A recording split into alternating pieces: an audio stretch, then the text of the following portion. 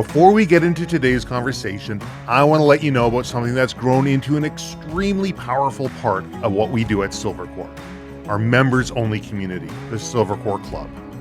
Club members not only get access to exclusive discounts and early access to gear and events, they also get access to the Outpost, our private podcast.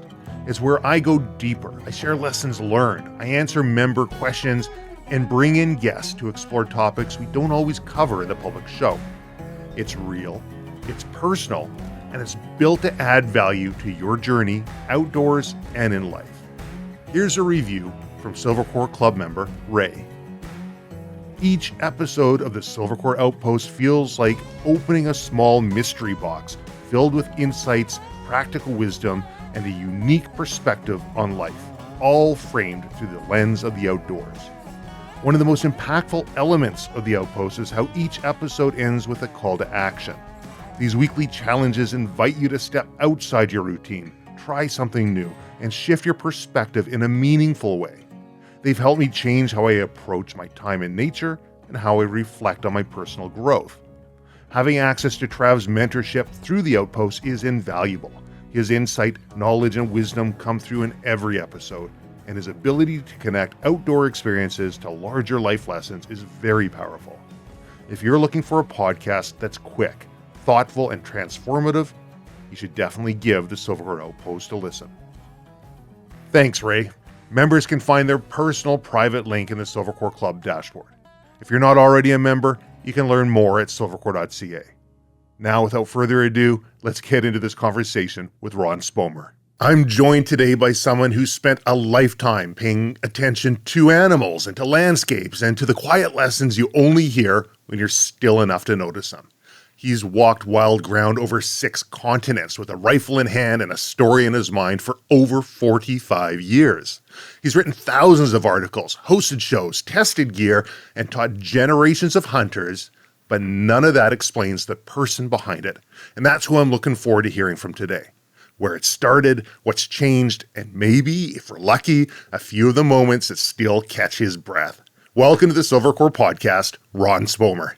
Oh, Travis, that was a remarkable introduction. I'm almost starting to like myself after that. I love it. Well, I mean, you've got a larger-than-life personality and persona, and it precedes you. And, I'll be honest, you're an inspiration. I'm sure you've heard this from many people before, but I'll say it again. You're an inspiration to me in the way that you can storytell so eloquently, the ethical storytelling and hunting.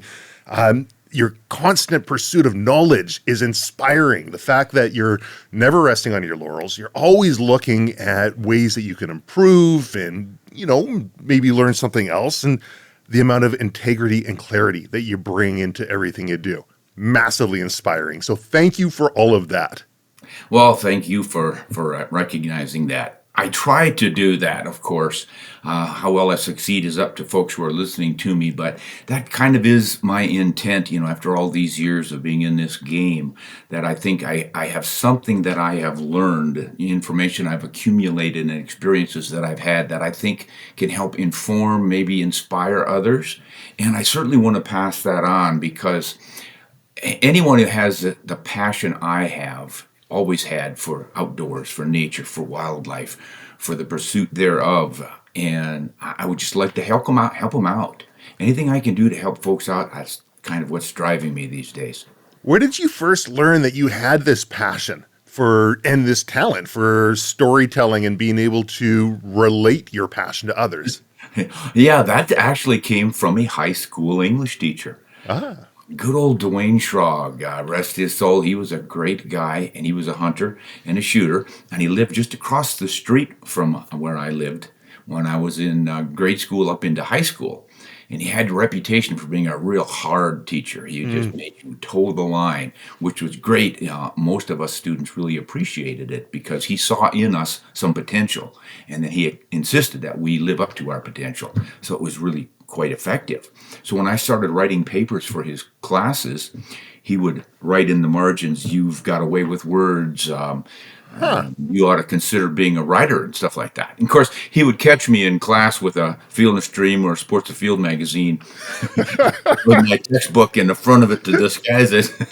So he knew what I was up to, and he just knew that I was taken with this stuff. And he one day pulled me aside and said, you ought to think about a career as an outdoor writer. And a career as an outdoor writer from a small town farm kid. Well, what's that, Right. But of course, I recognized names like Jack O'Connor and Elmer Keith and all the old school guys.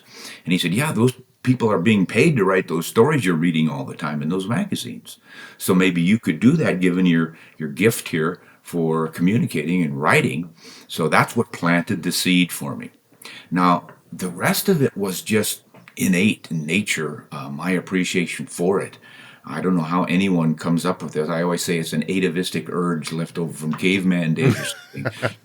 But I just think it's part of the human condition to to experience nature in a personal way and to be moved by it.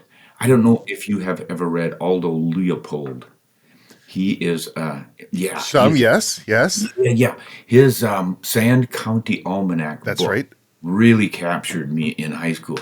I read that, and it was like he was speaking to me. He and I had the same philosophies, the same spirit about this interconnection between ourselves and nature. He talked about the thrill of goose music and what it did to your soul.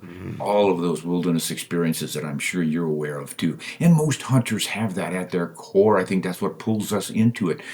Hunting isn't I want to go kill a big animal and thump my chest so much as I want to be an integral part of this whole natural experience the way all wildlife is. We are essentially wildlife ourselves. We're subject to the same laws of nature as every sheep and deer and chickadee and mouse out there. And we cannot live without them. They cannot live without us. We're all part of that same cycle of life. So I think that's what hunting and fishing are about, is trying to connect closer and closer to that whole program. Did you realize that when you first started out, or is that something that you kind of realized later in life? I think it was sort of inherent or innate in me, and my education and readings of people like Leupold, that just cemented it for me. It confirmed it. It helped me articulate it myself. But I had this incredible urge deep inside me that I just had to get out. In high school, I stopped doing all sports because, well, the boys, my friends were out on the football field practicing. I was hunting pheasants. And to me, that was way more important. I'm of the same ilk. I didn't get into hunting until a little later on. I was fishing. Family had a commercial fly fishing lodge in central British Columbia area here. And I say commercial fly fishing lodge. It was purchased as a lodge. It was fly-in or hike-in access only. It had a commercial license that we held on it, but we never ran it commercially. We let scout groups use it, and that was about it. So I would spend a fair bit of time out fishing, and as a youngster, I'm going to do air brackets. I would hunt grouse because I had no idea what I was doing. I had no idea about hunting licenses. I had no idea about seasons or any of this other stuff. I'm glad I figured it out later on in life. But I knew I loved being out in the woods and that connection to nature. And it isn't if I was successful getting a fish, although when you're younger, there's always like, hey, who's got the biggest fish and who's got the most? And that only lasts so long. Once you get a big one or once you get a big haul or whatever it might be, you're like, well, that isn't the thing that keeps me out here. That was maybe something that originally appeared to be aspirational based on what we see on social media, what we see written about, but it's that deepening of our connection with our natural environment that I'm constantly learning when I'm out there that really, really drives me. Yeah, that's exactly it. And I think so many people listening to this will understand that. A few probably won't. I know people who just, you could show them the world's biggest moose or watch that peregrine falcon stoop down and hit a shorebird or something, and they go, let's go to town and have a beer. Yeah. They just don't have it within them. But that's okay. We've got room for everybody, but you can't drag me out of the country and ship me into the city. It's not going to work. Yeah, well, I'm too close to the city right now. I'm actively looking outwards, but that's another story. So you spent most of your life chasing wild things. Yeah, pretty much. What is it that you've truly been chasing? If you're to sit down and look back, and Yeah, great question, Travis. Great question. What I've been chasing is essentially myself, my own identity, which is so wrapped up in all of this stuff.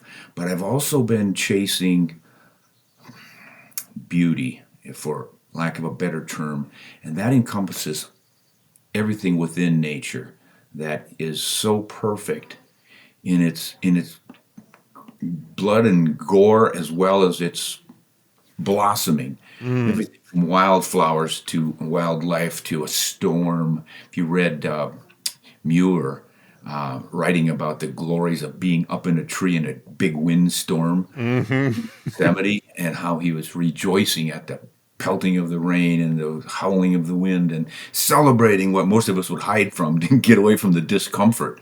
But he felt that even deeper than I probably do because he was out in that nasty stuff just thinking this is all a part of this incredible glory then and that probably extends beyond ourselves, beyond our own nature here on earth and into the cosmos. I think it's that the vibration of the cosmos. If you look into string theory and all the latest scientific things about what atoms truly are and what keeps things going, and it's all vibrations of energy, and we're just parts of that, manifestations of that sort of thing. It's the great cosmic mystery. It's discovering God and the goodness of it. And then, as you said earlier, it's a constant search. You don't just get there and say, okay, figured it out now. There's new things revealed all the time. And a couple, 3 years ago or so, here on the ranch, my wife and I bought a small ranch property closer to the grandkids so that we can give them the opportunity of getting out of the city and having the freedom nice. to roam around like I did on the farms and stuff when I was a kid.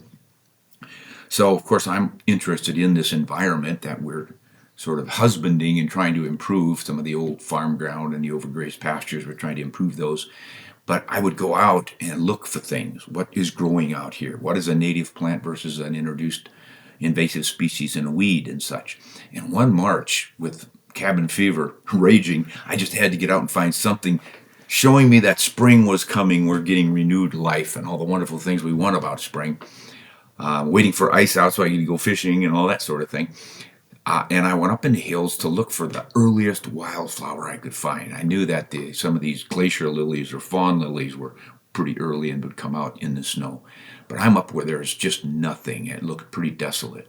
And I spotted a little white thing on the ground, and I got down close and looked, and I found the tiniest wildflower I have ever seen in my life. And it's commonly called a turkey pea. It has a bit of a little rootlet bulb that apparently turkeys and other birds will dig up and eat.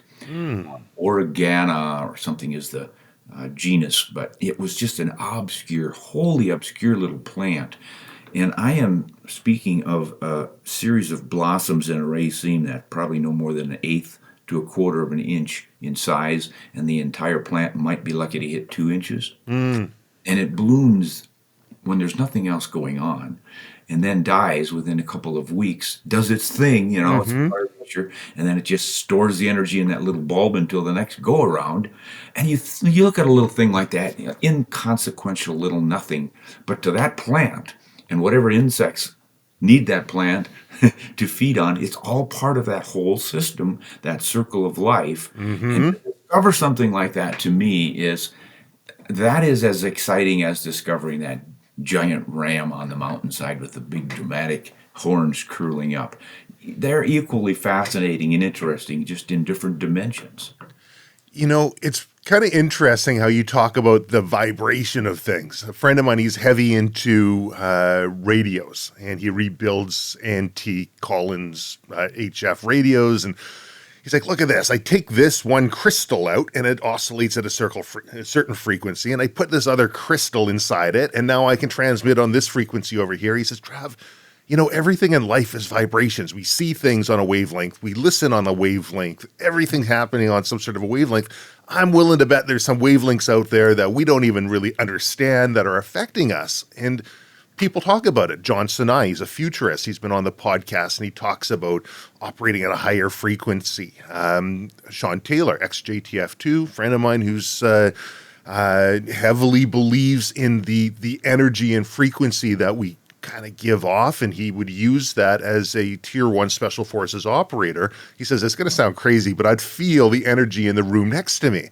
And then Nikki Van Schindel, she's was on the TV show Alone, where they have to survive in the Arctic, and was chatting with her, and she says, you know, when I go out into the woods, I will say, hello, forest, it's me, Nikki, I'm here. She says it sounds so corny. She says, but it changes the frequency, and all of a sudden, those little brown birds that would chirp at you and the squirrels that chirp at you, you start to get on the same wavelength or frequency that these things are operating on, and you'll connect with nature and see the critters that you otherwise wouldn't. Do you have any thoughts on that? No, you're absolutely right. My wife has this extraordinary ability to feel the vibrations in the room and read the room, and she will sometimes say to me, "You're so clueless. Didn't you know that so over there was, feeling blue because her boyfriend just left her or whatever it is?" And I'm going, "Duh, I don't know." But put me out in the woods and it's reversed. I'm seeing and sensing things, and I said, "What did you think of that pheasant over there?" "Where? What pheasant?" She didn't see it.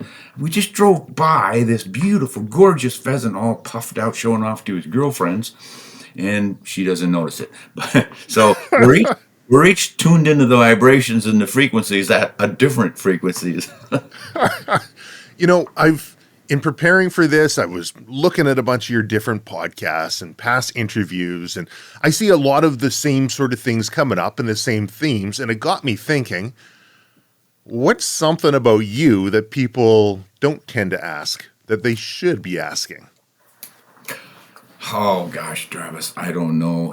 People are welcome to ask anything, but I'm not so full of myself that I think I can tell people what they should ask about me. I'm a pretty typical middle of the road American, I would guess. Country boy probably puts me in a category. I don't like categorizing anyone because we all have the ability and the right to become what we want to become. I am pretty heavily into hunt honest, shoot straight, which is our motto. I think that kind of sums up, even though it's grammatically incorrect for an English teacher to do that. Most people get it. Yeah. And it's the integrity of whatever it is in life that you're heavily involved in. I think you need to do it with integrity and honesty, and try to do it right, while understanding that none of us is perfect, and we probably can't get it right. But get it right not just for yourself or so that you can win, but get it right for the entire enterprise and everyone else who may be affected by or influenced by your actions. So in the realm of hunting, I want to do it right to honor the tradition of hunting. We all know that there are plenty of what we used to call slob hunters, and probably still should. People who don't quite get it yet. They're not tuned in, not hearing the vibrations and all the rest of it. But you get that in all aspects of life. It's the same basic thing. But I think it's critically important for hunters to try to strive for a higher level of interaction and respect for the wildlife as well as ourselves, and then the hunting traditions. If we want to maintain this deep into the future, I think we have to do that. It used to be when we were fewer and the wildlife were more, we could get away with some fairly boorish behavior and over-harvest and whatnot. All it's just like, say, Lewis and Clark coming across the continent with their voyage of discovery in 1805. They were able to shoot a bison, eat what they wanted, and then walk away. Because there were plenty of bison, 30, 40 million of them. And they knew when they walked away from that, they had taken what they needed for their nourishment. And then the wolves and the coyotes and everything else would clean it up and be thankful for it. And the whole system worked because it wasn't abused. Now that we have thousands and probably millions of miles of paved highways and channelized rivers and drained swamps and wetlands and cities spreading across the landscape, and we're digging up minerals from the soils to make the world into our image so we're more comfortable, etc., etc. That makes it harder and harder on the surviving wildlife and wild places. And I think too many hunters always go with the, oh gosh, what's happening with the deer population? We need to kill more cougars so we can get more deer. When the real issue is, what are we doing to shrink the habitat available for the deer population or the elk or anything else? Mm. A real crux situation. But then that involves some reflection. We have to say, wait a minute, what is my role in this? Maybe I am at fault. We've met the enemy and he is us. That's Hmm. so I think we do need to do it. Each of us needs to consider that, because what is the impact we are having? If I want to enjoy pheasant hunting, I have to do what I can to contribute to maintaining enough open lands with suitable habitat for pheasants that we can maintain populations of those. And that just goes for everything. Hmm. And to me, it's fairly simple, but it's also, I think, extremely frustrating, because I constantly see an increase in developments, human development and such, and people become complacent. It goes back to an old pop song in the 60s, you don't know what you got till it's gone. Right. And Yeah. each generation is born into a world that is what it is at that time, and they base it from there. That's their foundation. So when I was a kid, the foundation was probably one farmstead on every square mile of ground in eastern South Dakota where I grew up. And I just assumed that's the way the world was everywhere, pretty much. And it gave us a lot of room to roam around and find rabbits and pheasants and dive into the creek and seine it for minnows and mud puppies and whatever, and then start to discover nature. But now I can go back to those places, and there are fewer farms there, but the ground has been turned into a monoculture. They've got Right. huge equipment to crop these fields that you no longer have the little side weed patches and brush piles and things that provided that wildlife that we enjoyed back then. So now it becomes like, oh, what's happened to all the wildlife? I think there's a disconnect that'll happen from people in their natural environment, particularly if they're growing up in an urban environment and they're just not exposed to it in the same way. Now, your writing exposes people to a different aspect, and you started that, if I'm not mistaken, and I don't want to put words in your mouth, but I think you put 5 articles out, and they were all 5 were picked up right when you first started, and you just kind of hit the ground running. and Yeah, But now people aren't going into the long form content, reading it in the way that they used to. They're not picking up Field and Stream and reading it in the way they used to. They're getting all of their information in tiny little bites through social media, and as long as it kind of can kick that dopamine on and attack their attention for a fraction of a second, how are you finding that transition, because you're into this digital world now, and how do you help people connect with their natural environment and make it meaningful, the fact that they really should be considering how we all are interplaying within the wild creatures and animals? yeah, great points, Travis. I'm not so sure I'm all that successful at it, but what I have discovered in doing what I do now, which is the YouTube channels and a podcast and some blogs on our website. I write a few articles for the magazines anymore, but as you noted, there's just nobody's reading them at the rates that they used to. So how do you reach these people with anything other than a 30-second soundbite? Well, that's part of the challenge, and what I try to do with my sound bites is make them meaty enough. I found that I pretty much have to cater to the interest in cartridges and ballistics and all the tools that just such a part of being human is tool use. And Mm. we're enamored of the latest and greatest tools and high technology. Look what we're doing right now, talking to one another 1,000 miles apart, and Yep. we're like in the same room. So Yes. I think what we have to do is figure out how we can use these new media to reach people.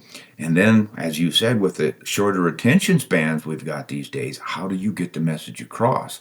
I think by tweaking it a little bit, we can do that. So what I try to do is if I can, slip a little bit of a conservation message in with the fun stuff about the bullets and favorite rifles and cartridge and scopes and such. Mm. And just try and at least each one of my broadcasts to have a one or two points about some conservation issue, whether it's wildlife in Africa or in the U.S., overpopulation issues, overuse, whatever it is, just to get people to say, oh, okay, I learned all about the 6mm Creedmoor cartridge and how fast it goes and how flat it shoots and all that great stuff. And oh man, I better get thinking about all the highway deaths of mule deer that are reducing those populations. They can't bounce back because there's so much traffic now, and they're migrating and they have to cross these highways, and they're taking out more deer that way than the cougars and the wolves ever took out. Right. Maybe I should start thinking about that stuff, or I won't be able to use my 6mm Creedmoor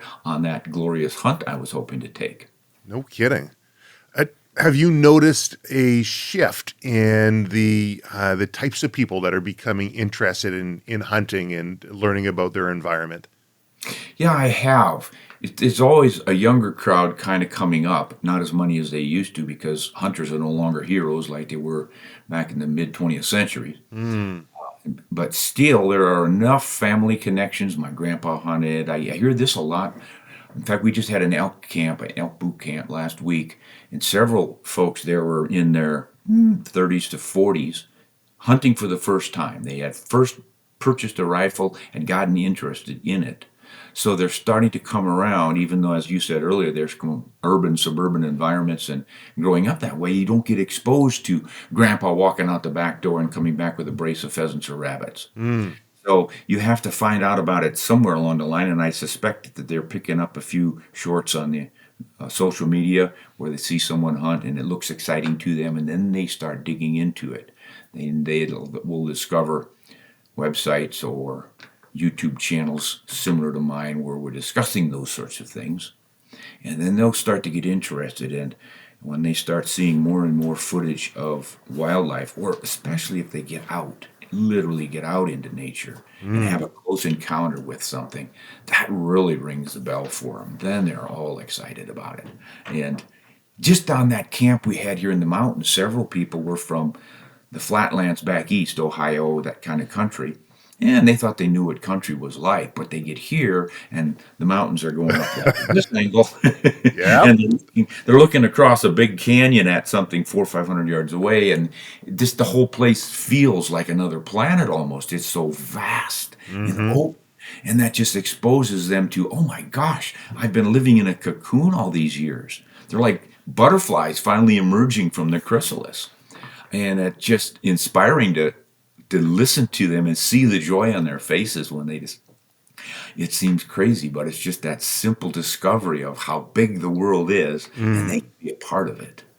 You know, I think you kind of nailed it on the head there, because I look at when COVID hit and the concept of self-reliance really kind of struck home with people. People like, I'm going to start making sourdough bread. I'm going to start gardening. I'm going to start hunting because that's easy, I hear. I can get all my food hunting, right? Yeah.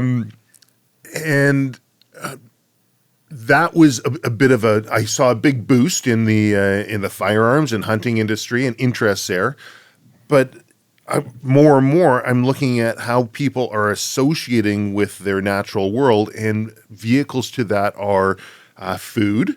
Like, where's your food coming from? And they're learning more about, like, we had Malcolm Wood on. He did a documentary on microplastics and how that he kind of brought that term to light. And we've talked about, like you say, monocrops and monocultures and the impact that has on our environment. And I think people can start relating how they connect with their food.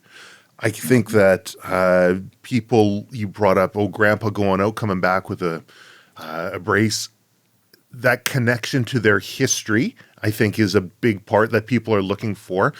But more than anything, I think they're looking for a connection, because in this ever-connected world where you and I can talk thousands of miles apart and we're right here as if we're in the same room, there's also a massive degree of disconnection that we have. Social media isn't a social aspect. People aren't going out to the local pubs or local social gatherings in the way that they used to. Kids nowadays are being raised and they have anxiety to go out in public because all of the stuff they don't even want. They have anxiety to pick up the phone and talk because everything's a text and get back, and it's specially formulated. So I think what most people are really looking for is a way to connect to themselves, to other people, and to nature. And I think your writing and your way of storytelling is intriguing for people because they feel that connection to history and to others.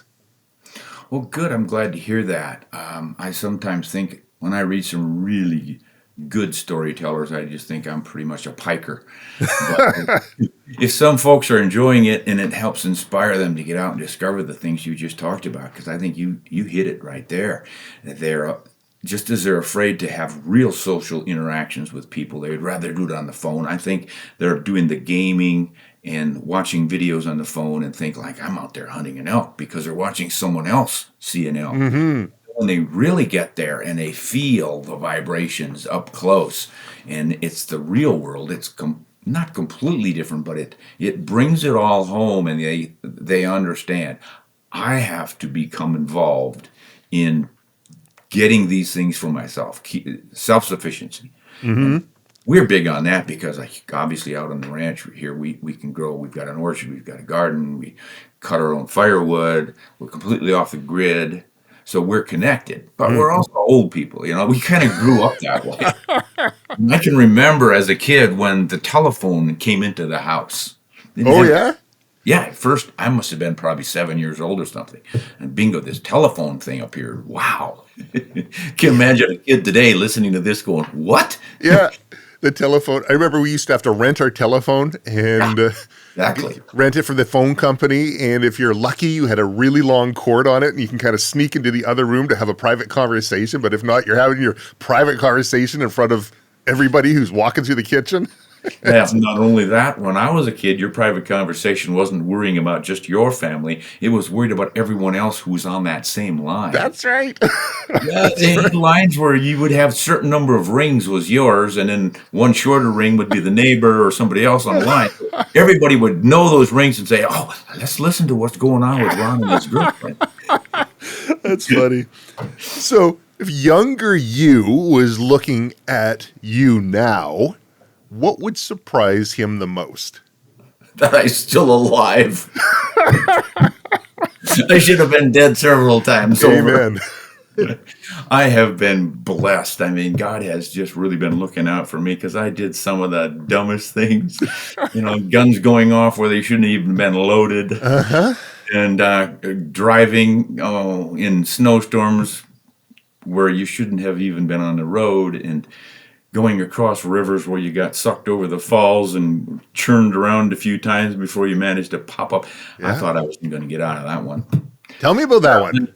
That would have surprised me. I tell you one thing, though, that I'm really grateful for. When I was in college dreaming about all this stuff, what do you want to be when you grow up kind of a thing, and planning for it, I planned, I think I'm going to try that outdoor writing thing that my English teacher said. I think I can maybe make that work, so I'll try that. But if that doesn't work, what am I going to do? So I picked up a teaching certificate so I could go into the school systems and teach. And that way I would at least get the fishing season off. 3 months off in the summer. It's not ideal, but it's better than nothing. Yep. So that's what I was planning to do. And while I was doing that, I was discovering all sorts of other things about. And I thought, I want to live close to nature. Ideally, I would like to have a 10,000-acre ranch with a river running through it, butting up against the mountains in Montana or someplace like that, and then all that national forest land beyond. So I've got pretty much the whole world to roam and hunt and fish. Man. And not have to ask permission or pay somebody a trespass fee and all this kind of stuff. So obviously it was this big pie-in-the-sky dream. But now, if I'd have been then looking at now, I would have said, by golly, old man, you came pretty close. Yeah. Because I got, through my writing in this career, I got to visit those places pretty regularly and hunt in Alaska and Asia and Australia and New Zealand and Argentina and all over. And it's as if I had this giant property. But now here I am on this small property. It's not exactly my 10,000 acres, but I've got land, and it's mine on which to hunt, run my dogs, improve the habitat, grow the gardens, whatever I want to do with it. So I really feel blessed and fulfilled at the same time, and feel a responsibility to leave it better than I found it, improve the land. And I think that's what a lot of hunters are doing these days. The big deal with whitetail hunters especially is to get a piece of property and manage it for deer, Right. turkeys, or pheasants or something. Right. Manage it for wildlife. That was unheard of 50 years ago when I was a kid. It was all about, how can this land put money in my pocket? That's prior to that, my grandfather probably, or at least his father before him, it would have been, how can I use the land just to survive? Folks were essentially living off the land. They were farmers. What are they farming for? So they can feed themselves. Sure. And then if there's a little left over, they can sell that and get a washing machine for Ma or something like that.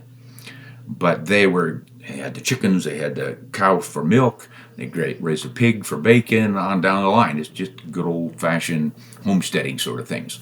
But what it's turned into now, of course, is that you can specialize with all the big equipment, and you can produce enough food for 40 people, 100 people, 200 people. I don't know what farmers claim these days, but one farmer feeds an incredible number of people, and that's what enables, of course, cities to be there and people to live in those cities and have no connection to the land. Going into a store and purchasing the food product ready to eat. So I just think, as you said earlier, folks are discovering there's something missing within them when they do this. I don't mind spending a week or two on a vacation in a town where everything is done for me. It's just like, this is kind of easy. Everything's right there. All I have to do is pay for it and heat it up. But after a bit of that, it's like, I want to make my own. I don't know. I want to get my fingernails in the dirt. And I was just pulling carrots yesterday out of the garden. There's just something so satisfying about it. Yeah. Nothing worthwhile in my life has ever come easy. And I've heard others say the same thing. And when things do come too easy, I don't find they're that worthwhile. And I look back at all the things that really matter. And, we've heard people talk about type 1 fun. Okay, we're on a roller coaster, lots of fun. You look back and you say, it wasn't a memorable time in my life. Some people talk about type 2 fun. During the time, it's got a pack on my back, all this meat, it's pouring rain, it's freezing, I can't get a fire going. But you look back on that, and that sticks in your memory. And then, of course, I had one friend tell me about type 3 fun. I said, I've never heard of that. What is that? And he said, well, that's when you go out, and it's just terrible. It's like your situation you talk about, I can't get the fire going. And then you think about it later years, and it's still just as bad. It's oh, okay, fair enough.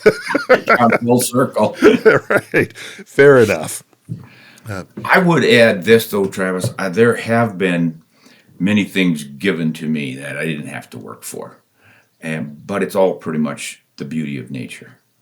The feeling that you get at certain times, it's just so intense you could almost cry. When you see this incredible scenery, a mountain and a rainbow, you get the picture.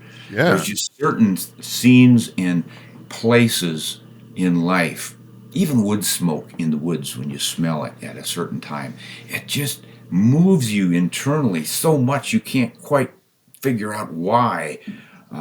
Does it remind you of home and grandmother back in a day once when you were a kid and you really didn't even register, but that scent of wood smoke means home, hearth, family, safety, all of the things it stirs within you that you don't necessarily articulate.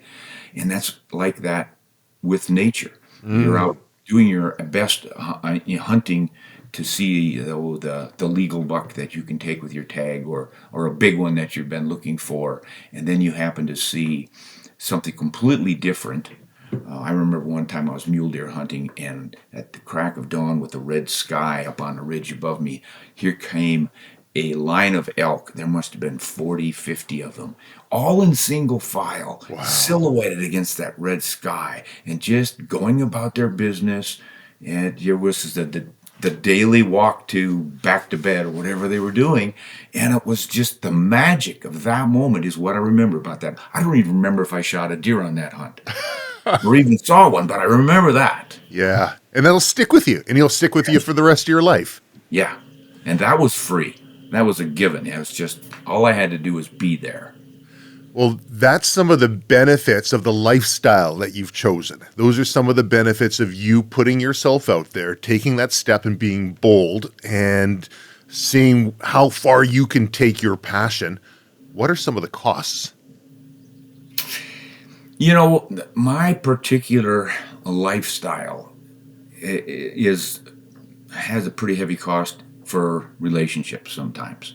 And I have many friends in the same boat. When we were really active writers, outdoor writer, gun writer types, it involves being away a lot. You've got to go on a dull sheep hunt to Alaska. You're going to be gone for a week or two, and the family's at home. And truck drivers, anyone who does a lot of work away from home, you got to work at it pretty hard to keep things going. So things can fall apart. And then there's a little bit of an potential ego issue if you start to think you're somebody important because there's your story and picture on a magazine cover or something. And you could start to act like a jerk. And I certainly went through more than a short phase of that, thinking you're really somebody important. But when you get a little older and you come to the realization that you're really no better than anyone else, you just try your best, they try their best, and you give everyone the benefit of the doubt. You turn the other cheek, and you just try to do your best and help others to do their best. So now you're working as a team, or at least as not antagonistic. It's not a contest on who did the best, who shot the biggest, and all the rest of it. Once you realize that, it just becomes a lot more pleasant. Mm-hmm. And then success is measured in many ways, of course. I can look in the wall and say, boy, am I ever a great sheep hunter. Look at the size of that doll ram up there on the wall. Every time I look at that baby, I remember the glacier we hiked up, and I remember sleeping on the ice, and I remember wading across that river and all the rest of the adventure. But hey, wait a minute. I had a guide, and I had a packer, and they helped me, and they were an integral part of the operation. The only real difference was I had the rifle, they didn't, but otherwise it's as much their ram as it is mine. Mm-hmm. That's sort of a humbling, not really humbling, but just appreciation for what others have done for you rather than, well, look what I did. Yeah. I was in Nuremberg, and we were, EWA over there at the EWA show. And friend says, Trav, I want to hook you up with a friend of mine over there. He's head of hunter training and firearms education for the Bavarian region. And excellent. Had a good chat with him. Excellent fellow. Anyways, learning a little bit about their culture and what it's like, because he's very heavy into the traditional hunting culture. And I talked with my friend. He's like, yeah, we'll get you out over in Germany. We'll do some hunting over there. He's like, well, my first hunt, holy crow, was that ever expensive? I'm like, okay, well, what do you mean? And he says, well, you got to get all the traditional attire, right? You got to wear the right gear. Okay, sure, fair enough. I get you. He says, but when you get your first buck, when you're over there with them, now you got to pay for everything, drinks for everybody, celebrate for everything. It's unlike in North America, where the hunter is looked at, hey, look at this great hunter and what he came home with. When the hunter goes out and they're successful, they now have to turn around and thank all of the people who brought them there, the people who helped set up camp, everybody else who was out hunting, who had eyes and ears out and passing intel back. And I thought, isn't that interesting? I really like that idea behind celebrating the community and everybody who made it happen, because we're not all going to be the one with the rifle in our hand, but we all play a very integral role. Yeah, that's interesting. It's part of the village tradition, the tribe, the tribal experience of hunting. When everyone worked for a common goal with his extended family, I think we kind of got away from that in the States with the pioneers. Obviously, the Native Americans were doing it, but they had fairly small tribes, but they all sort of had to work together, and I'm sure there were better hunters in the group, and others were better at setting up camp, and the women were obviously doing the cooking and a lot of the grunt work and such, but everyone had his role to play, and we've kind of gotten away from that once we went off and got our 160 acres and plowed the ground, put up the soddy or the log cabin, and raised our families. We were sort of individual. That's always been a big part of America's individualism and Hmm. that freedom, which I think is a great thing. But we really are not isolated. So the sod buster who was out doing that with his family, he was probably using a plow made out of iron or steel that was built by somebody else, Mm. mined out of the ground in another country. You don't realize that. You think, oh, aren't I sufficient? Well, wait a minute. Who made the plow? Yeah. Yeah. So Fair point. yeah, and you got to think about all those things. So it's kind of the tradition I think in America as opposed to Europe, as you were discussing, where we're still a little bit fresh with that do-it-yourself attitude and that way of life. But obviously now we've gotten pretty well away from it. Other than the back to the land movement, the self-sufficiency movement, which I think is pretty exciting. I think it's a good move. I think most people should consider how much can I do to become self-sufficient. We're living in an area, in a community where we have a lot of like-minded folks, most of whom are at least indulging in some production of their own food sources. A lot of Mm. hunters around here, obviously, but then we have cattlemen, and some people raise goats, and some people specialize in honeybees. Some of them are doing sweet corn in orchards. And when you get to know folks, and you go realize, well, I don't have to grow everything myself. You're better at growing cherries than I would be. So why don't I get my cherries from you, and you can get your squash from me, or whatever we have to trade. Hmm. That's a useful old-fashioned lifestyle that I think can be done even in suburban areas. And you get to know folks they may have a connection to somebody in the country, but they also may have it in their backyard. Hmm. You have suburban backyards in which you can grow enough vegetables to probably feed a family of two for a year or close to it if you really know what you're doing. Yeah. There was a book back in when I was in college, 5 Acres and Independence. Someone had written about we live on 5 acres and we provide everything we need. Obviously Wow. not the steel tools, but the food they were growing. They were making honey and maple syrup, and they had rabbits and chickens and eggs and I think a milk goat or something like that. But they laid it all out in this book on how two people could produce enough to live on completely Huh. on 5 acres. Might have to give that book a read. That sounds very intriguing. 5 Acres and Independence. Can't remember the authors, but it was pretty fascinating to me back in the day. We talk about independence and individuality. My wife and I were in Sweden and we did a driven hunt. That was the first time I've ever done a driven hunt. That was pretty neat. We're in historic Solaron, and it's uh, it's a bit of a throwback for Sweden, the whole community, and uh, the men, the women, they're all out there hunting, and it's a little different than in North America, with being such a male-dominated activity.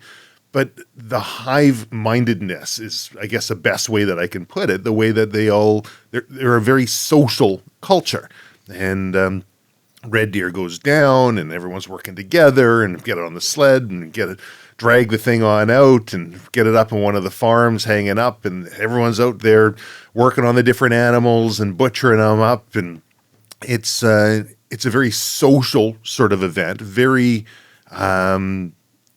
natural. And over in North America, I find there's uh, this level of individuality that tends to kind of tear our community apart. Firearms community, hunting community.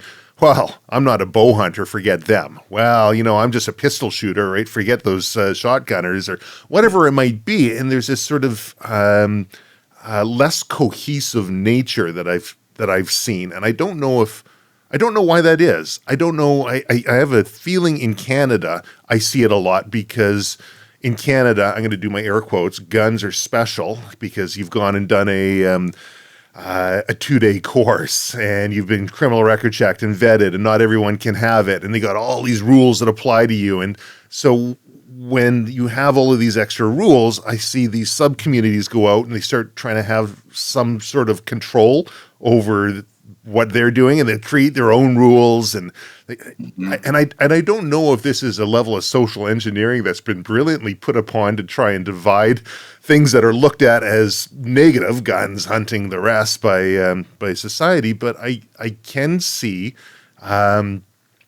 I can see work like what you're doing and others in the storytelling and the connectedness of helping break down the chinks in that armor. Like when I look over into the States, and of course, grass is always greener, but when I look on over, there seems to be a lot more camaraderie between different factions and less divisiveness.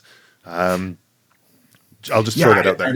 I don't know enough about your Canadian gun and hunting cultures to make that assessment, but I do know that we have a similar issue here with the I only shoot a bow. You know, I'm Right. a better hunter than you are. It's not. Some people really jump on it and they wear it as a badge of honor, which is sort of silly.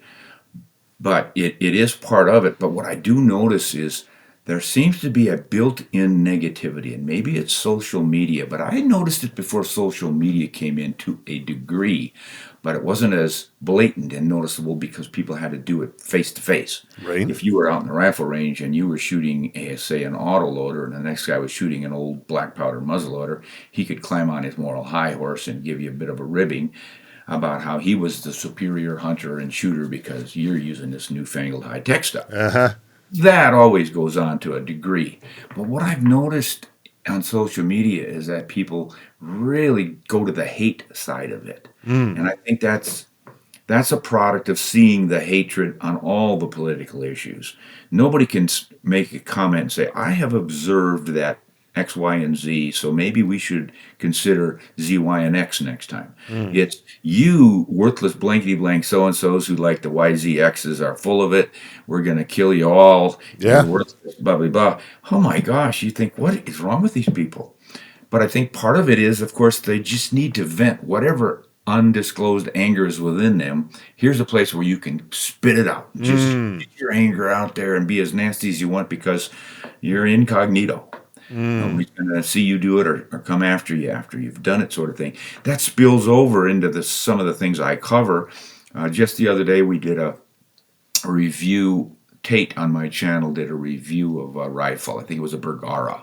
And somebody had to write in and say, why didn't you do it, show a Tika in that review? That was disgusting. Well, how can you do a review of a Bergara if you use a Tika? You want to see the Tika review, go there. Yeah. But they've just got to complain about something and bitch about it. It's just crazy. And then the worst one is when they say, oh, that new cartridge they came out with, what a piece of junk that is. Nobody needs that. Why, my grandpa's old whatever is more than good enough. You know, they're just trying to take your money. And I always have to remind these guys, of course the ammo and firearms manufacturers are doing it to make money. That's what's called a business. That's right. And they're making the tools that you need. Do you really want them to go out of business? That's right. Well, whose side are you on here? Yeah. You sound like an anti-gunner to me. Totally. And people don't see that. It's being in the business and having been here for, I guess 1994, I started training. I was in high school at the time and I decided I'll try and make a go of this. I applied with the local police department in my early 20s and the Vancouver police. They said, hey, you did awesome on the physical. You came top on the written, on the intellect side. I don't know what that means, but you're young. You need life experience. I'm like, okay, well, I'll do this thing I've been doing on the side and I'll make it into a business. And when that fails, because all businesses have a high likelihood of failure, then I'll come on back. Well, it never failed, and they ended up becoming a customer, and I'm doing gun plumbing for them and for other police agencies, and it kind of built out from there. So my view has always kind of been in this industry, so maybe it's a little myopic, but I see a lot of, I want to tear down your building to make my building look bigger. And maybe that's like it everywhere, but for me, being in the industry, I sure see it a lot in the hunting and firearms kind of community. Yeah, it's crazy. It's just human nature, trying to build yourself up by tearing someone else down. One needs to recognize it and fight against it, but it really does hurt our industry. What's the point? But I am amazed at the number of manufacturers who are buddies with others in the industry. Say you're making bullets. And I'll get these bullet people who are visiting with their competition and comparing notes and getting along just fine. And they respect one another. And I think that's because they've been around long enough to realize that the competition helps everyone. Mm-hmm. You see that your competition's selling more bullets because they have a new design or a new material that you didn't think of. Now you get your brain going, wait a minute, I can't rest on my laurels. I need to come up with something better. And Right. that's what pushes the product development throughout. I've really seen it in optics, scopes Mm. and binoculars in the last 25, 30 years. It's for a long time there are two or three top line European makers of binoculars and scopes who really have it figured out. They've just got the optical science down to an art. And the others really didn't know some of these secrets. One Mm. of the first secrets that came out in the 1930s was Zeiss. They accidentally found out that a coating of magnesium sulfide on the surface of a lens would cut the light reflection or the light loss in half. Big deal. So they started making binoculars using this, and people would look through them and go, "Holy mackerel! This is the most incredibly sharp and contrasted binocular image I've ever seen." So they owned it. They owned that field till Mm. others finally figured it out.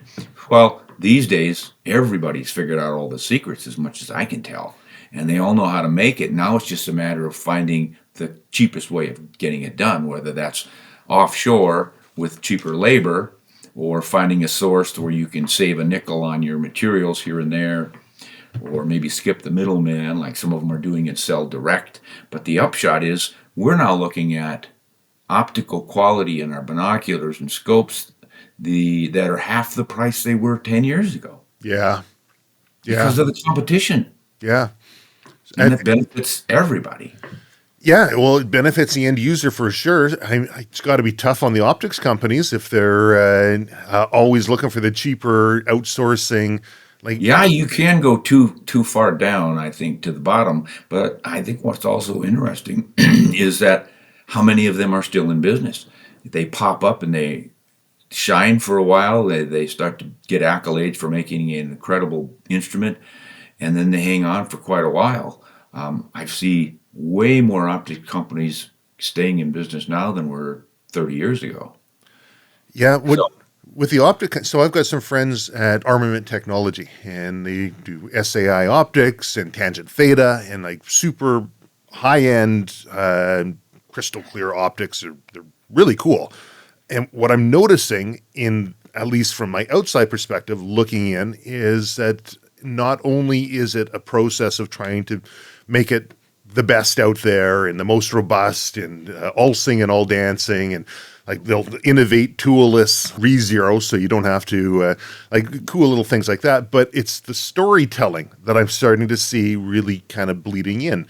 I think people are becoming less interested. I guess there's going to be different groups. There's going to be those who are always looking for the cheapest one, the best they can get for the cheapest price. But then there's going to be those who want to know the individuals behind the brand.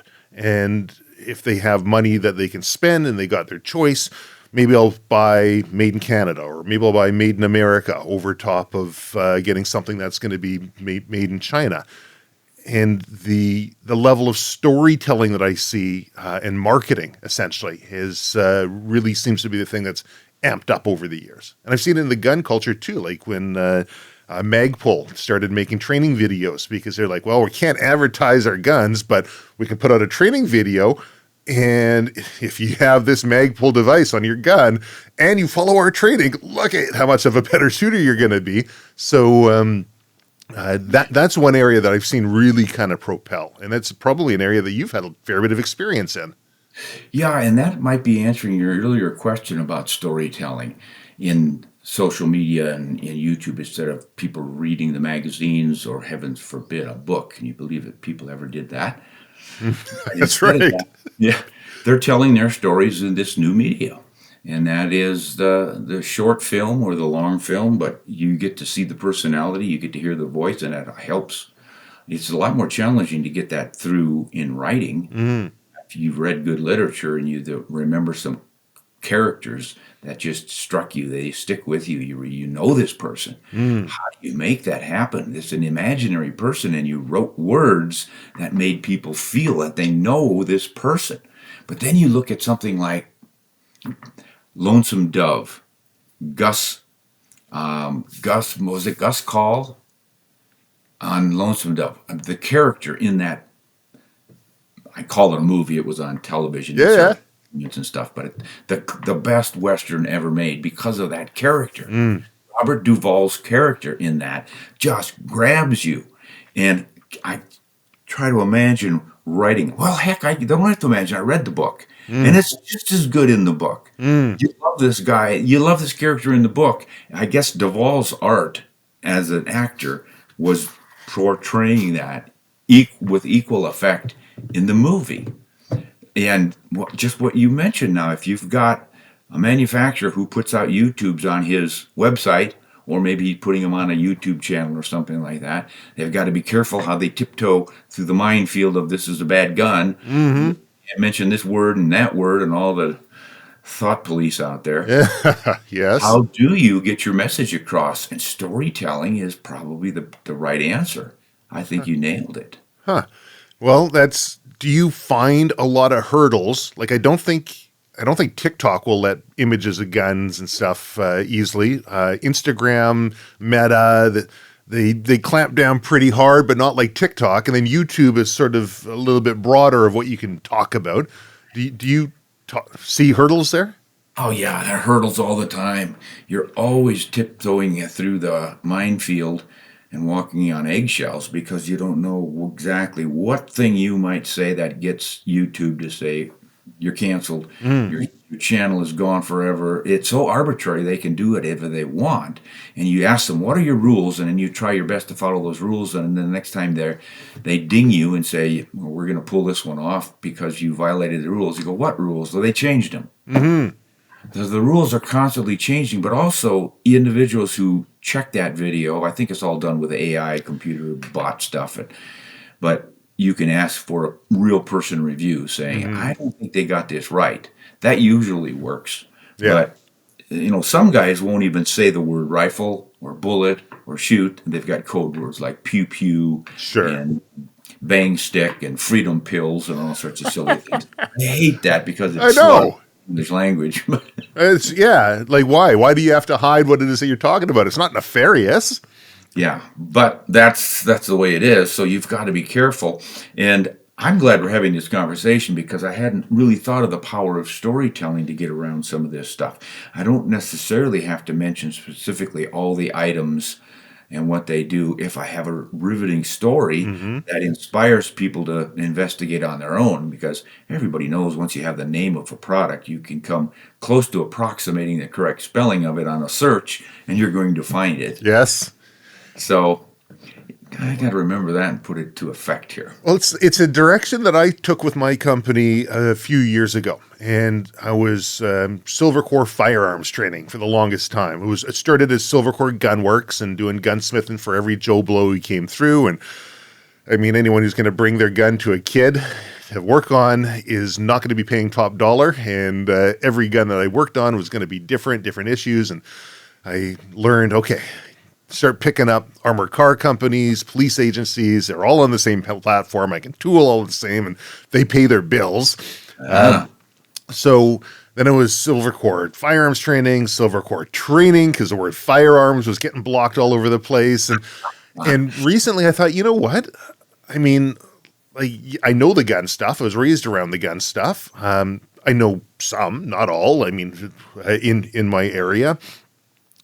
But there's so many other things that I'm interested in, and I rebranded as Silvercore Outdoors because firearms are a natural portion of some outdoor activities, and I found greater success in being able to tell the story of connecting with people, connecting with their environment, connecting with their food, and I reached far more people who I ever would than if I just looked at the gun side. Now, I can't deny that if you put the word gun in a post, it's going to have a very vocal crew of people, but it's the echo chamber, so to speak. It's the people who would already be looking at your stuff. If you want to try and win hearts and minds and show people that there are other ways out there, and, guns can be really scary in the wrong person's hands. Guns can be a dangerous thing if used improperly, but so can cars. So can household cleaning chemicals, right? Let's look at the story and the lifestyle behind how you can connect to nature. And, there just so happens to be a gun in the background in some of these things. I found some success doing that. Yeah, I can imagine. I think it's a lot harder work, more challenging to do it. But yeah, great storytelling. I've several years now, I've been sort of bemoaning the fact that we don't have hunters as heroes. Who's that author writing about a game warden? His protagonist is this game warden in Wyoming, I think. Okay. Box. C.J. Box, does that sound right? Okay. The author's name is Box. He's got a series of paperback little novels that are, fairly good, pretty riveting for some folks. He's real popular at any rate. Yeah. But that's the first one I've seen in a long, long time who made sort of the gun user hunter the hero. I assume he had to sort of couch it or cover it with game warden, so he's an officially government approved gun owner. Right. But still, at least the guns end up many times being part of the hero saving the day in novels like that. But I think back when I was a kid, when the heroes we were seeing them on TV with some Disney movies about Daniel Boone and all the old pioneer heroes and the cowboy westerns. That was a big deal in the 1950s into the 70s. So people like Davy Crockett and Daniel Boone and the Lewis and Clark expedition and all these things that were not that far in our background, which made America, which made us great. A kid with a love for the outdoors and exploration and discovery and adventure would hear about those people, and we heard about them in school. They were on pop culture in those days. These days, what does pop culture give you? Urbanites playing make-up space games and who can dance better than the next guy on the street corner and things like that. And, more power to you. That takes a lot of talent, but it doesn't have that connection to the real world that we were getting with our heroes back in the day. Even a hero as fake as John Wayne or some of the cowboys on, that's like, obviously this guy's just a Hollywood star and he's pretending to be somebody who probably never really did exist. But there were people, there's a grim seed of truth in that. There were people like that. They weren't the white hat, perfect Western cowboy saves the day sort of person, but they were real people living out there who did the right thing at the right time. And they used often firearms to accomplish it. Right. Because the firearms were a tool just like an axe or a plow or your horse or whatever else you needed in those days. The technology was what it was, and you used that technology and did the right thing. Of course, people can say, "Oh, what about all the people they killed and the bad guys shooting, and then the treatment of the Native Americans and taking away their land?" You can always go to the dark side on all of this stuff. It's human nature. But the idea that some good guy with a gun can save the day, I think is still valid. We just don't see it in pop culture. You don't. Well, it's shifted. I think you nailed it there when you talk about good guy. It was the white hat individual and it just so happened to be that the situation was such that a firearm necessitated the prevailing of good over evil. And over the years, it changed from a moral, ethical high ground, based on the zeitgeist, based on the culture, to Rambo, and it's more about the person with the biggest gun and the biggest muscles, and there's this whole fascination in Hollywood with the just go out and shoot them up, and it ends justify the means, but the human ethical part of the whole story seems to have been minimized. And and they also celebrated the actual evil guy. Right. Many of these movies would have the bad guy in the end getting his riches and his rewards, and the good guys didn't. And you look at those and think, this is not helping anyone. I mean, I get the artistry in the story, but what a downer of a story. And then I think back to something as simplistic as the Rifleman TV series. Back in the 60s. Loved that show. Still do. But like most of the shows in the 60s, there was a moral lesson in there. Pretty softly delivered, but it would be Pa showing his son that you can't just go around bullying everyone in the streets. You're probably not going to work. Right. Fortunately, I have this rifle that can settle the score with these crew of bad guys. Yeah. Yeah. But Okay, great. So you've got your white hat hero, and he's usually, well, he was always depicted as doing the right thing in all Mhm. aspects of life. He took responsibility for himself. He didn't stick his nose into other people's business generally until it was required. Push him to the edge, and now he's going to do something. But I think the story that came through is that each of us within the community has to do our part to make that community successful, to make life worth living, help Mm. one another out, mind your own business, work hard, do your part, and it'll all mesh pretty nicely. But as soon as you get the greedy guy who wants to come into town to make easy money, whether it's robbing the bank or cheating at cards in the bar and on the rest, all the stories that they told, Sure, sure. the moral was always do the right thing and it works out in the end. We Right. got away from that. And now we're to the guy who's the strongest, the toughest, the meanest, and cheats the most is going to win. Heck of a message to send to our kids. Yeah. Yeah, it is. Well, looking at the different legacies that these characters have left over the years and how that's changed, if I were to look at you and say, what would your legacy be? What would that be? I used to never think about it, but I hear a lot about it from my viewers and listeners and fans these days. And I'm beginning to appreciate it because to them, I'm Grandpa Ron or Uncle Ron, somebody who's been fortunate to have done the things that they dream of someday doing. So they look up to me because of that. And then I feel that it is my obligation to provide them with the best information, education, if you can call it that I can. And ultimately, I would like my legacy to be that I helped prolong our tradition of outdoor, Mm.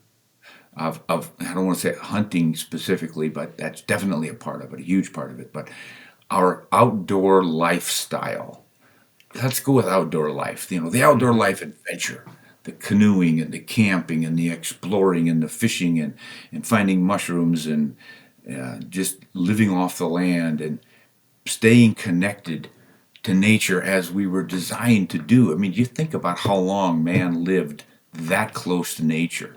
The Stone Age cultures, of which we might have two or three left on the planet that Mm. haven't been influenced by modern things.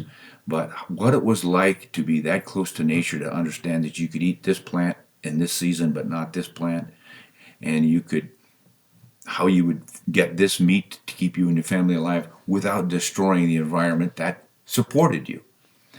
If my legacy can do that and at the same time maintain or restore a bit of, let's say, glory, but a proper place for hunters. In other words, we're not the bad guys. We're not the anti-hunter's ideal of an evil, kill all the animals, you don't care about them thing, which is ridiculous. But it's out there. Mm. I would like for more and more people to understand that hunters can be an influence for good in nature. Many of us have been. Obviously, what we've done since the start of the conservation movement, ending market hunting, establishing wildlife lands and refuges and national forests and grasslands in place, protecting the wild so that the wildlife could then thrive with good management, and understanding all of those programs. I think we've done a great job of that, or at least our two generations ago did. I think we're falling on our faces a little bit here in the last generation or two Mm. or three, where Mm. we've been riding on the coattails. Like I grew up in an era where the Canada geese were starting to come back until, wow, now look at them. They're all practically a nuisance. Mhm. White-tailed deer were never around when I was a kid. They started coming back, and now look at how many white-tailed deer there are. We brought elk back, pronghorn back, on and on it goes, until we just took it for granted. Oh, isn't this something? We get to go out and hunt. I used to be able to get 8 deer tags in one season in South Dakota. Wow. I was in my 20s. Yeah. Wow. So you start to take it for granted, and now you look at what's happening now, and I like to tell folks, we've got to do what your great grandpa did and your grandpa did, which is get on the ground and build the wood duck nesting boxes and lobby to save this wetland from being drained and put into another shopping center. Because when's the last time you hunted in a shopping center parking lot? Yeah. And And it's really funny. I'll say that to some young kids that live in the cities, and it's just like they get this look on their face like, oh, gosh, you're right. I never thought of that. Because I've been around long enough to say I used to hunt there where Yeah. that center is. Yeah. And how long can that continue? So if my legacy is waking people up to that reality so that they continue to do the good conservation work that was started 100 years ago by real conservation hunters, that would be cool. I really like that. And, I think there's this idea within people that the conservation work is hard or it's somebody else's job. And I think maybe what they overlook is the opportunity for themselves. Because, society is often, what's in it for me if I do this? Well, lots in it for you, for your kids, for your grandkids. Oh, not too far in the future. I just look right now, like what's in it for me right now? I mean, we've got a local group, Pit Waterfowlers, and they're building duck boxes, and they love bringing people out. And you can go up and you can volunteer, and what do you learn? Well, I learn new places I can hunt. I learn other people in the community who are like-minded, and I'm picking up tips and tricks, and maybe I'm going to be more successful on my next season out.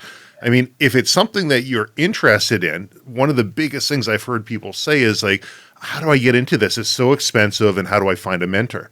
Well, through the conservation groups is one way that you put out and infinitely get back for generations to come. So right now you get back connections, and people might not tell you their secret honey hole, but they'll get you pointed in the right direction to kind of get you going.